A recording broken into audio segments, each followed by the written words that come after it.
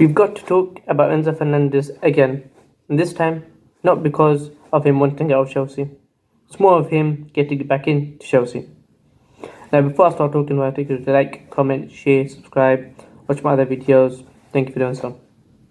So anyways, what's basically happened is Enzo Fernández recently, he made comments about that he likes Madrid, he likes living in Madrid, and he's basically glazing Madrid so we can go to Madrid.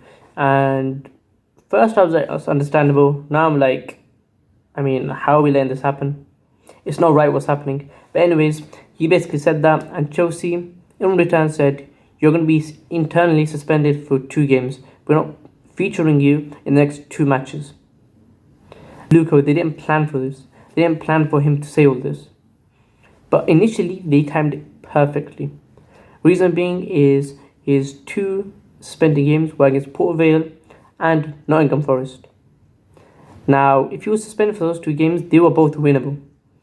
Yes, we struggle against low block teams, but Nottingham Forest, they're in the relegation zone. We should be able to beat them without Enzo Fernández. And so initially, they timed this perfectly. And let's say even if they give him 1 match ban, you probably be like, whatever. The fans will be like, whatever. It's Port Vale. They did this. We were gonna win anyways.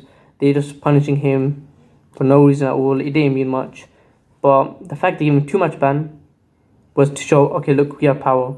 We're doing this because we don't like what you did, and set an example for everyone else. And basically, that's why they did that instead of just a 1 match ban. And initially, it worked perfectly. But then Chelsea, we obviously beat Port Vale 7-0. Fantastic match. We did great, wonderful, lovely. But that meant the matches had to get rescheduled for the FA Cup semi-final. And the match that got moved was the Nottingham Forest match, the next Premier League match.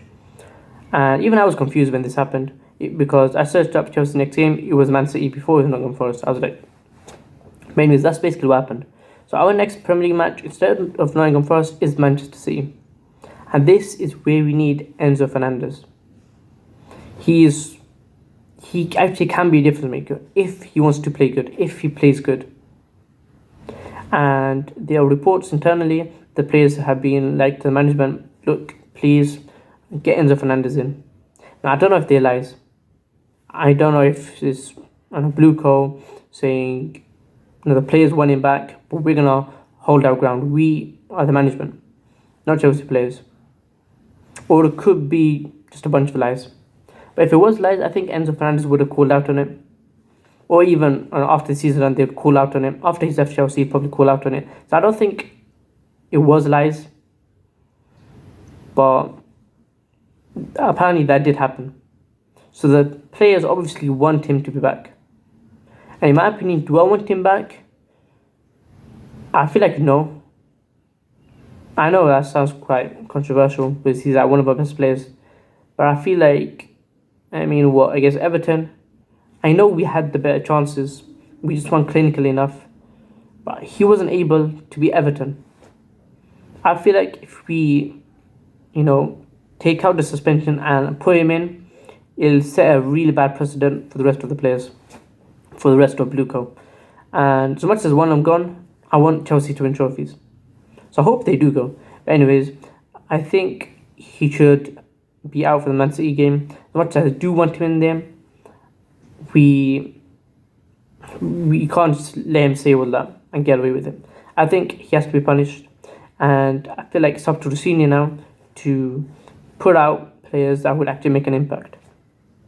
So what do you guys think? Do you think he should be back? Do you think he should still be suspended? Let me know in the comments down below. Could you like, comment, share, subscribe, and thank you for watching.